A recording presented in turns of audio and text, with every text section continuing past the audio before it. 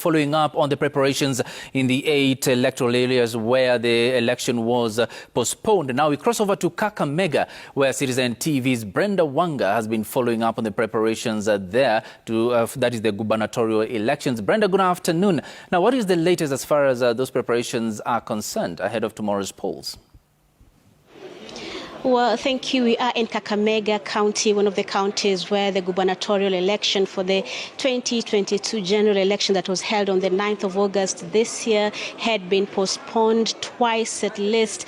The first time on the 9th of August, the postponement coming as a result of an error in the printing of the ballot papers. That election had been scheduled to happen on the 23rd of August, again being postponed due to what the IEBC said was harassment of its staff. That election now set to take place tomorrow on the 29th of August. We are at one of the tallying centers in the county, in the constituency of Lurambi. What is happening right now is that preparations are being finalized as the material is being put together, both the strategic and non-strategic voting material being packed into the respective ballot boxes. Only one for this race happening tomorrow, the governor's box. Earlier in the day, the returning officer for this constituency alongside party agents just opening the ballot papers to confirm that this time round everything is in order, and indeed that confirmation coming through.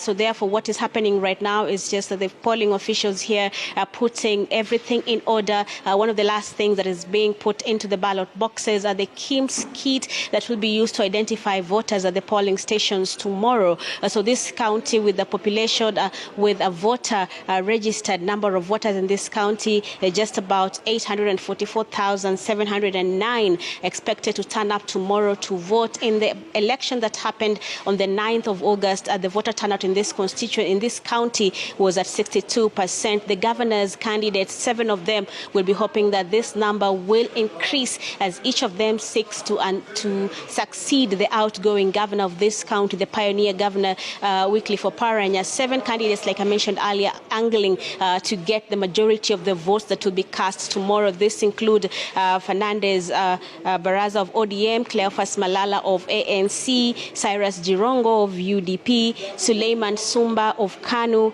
Samuel Omkoko of Maendeleo Democratic Party, Michael Osundwa and Austin Opitso, the 2 of them running as independents.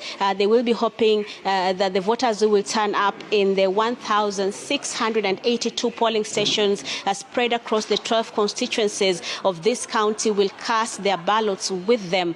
In this particular constituency where we are, there are about 176 polling stations that this material will be dispatched to in just a short while. The returning officer of this constituency telling us that at around 2 p.m. this afternoon, the presiding officers from the different polling stations will be making their way here to collect their material, to collect the security detail that will be taking them to the polling stations as they get ready for the opening of the polling stations tomorrow at 6 a.m. to allow the people of Kakamega that opportunity to decide who will be leading this county for the next 5 years. The other 45 counties already having done their bit, having the new governors in office. Kakamega County eagerly waiting for their turn to perform that civic duty, to decide their future, to decide the future of this county. So we will be here following this process as it goes through until tomorrow evening, when the polling stations will close and the tallying of the votes cast in this county, in this constituency, will get underway. And just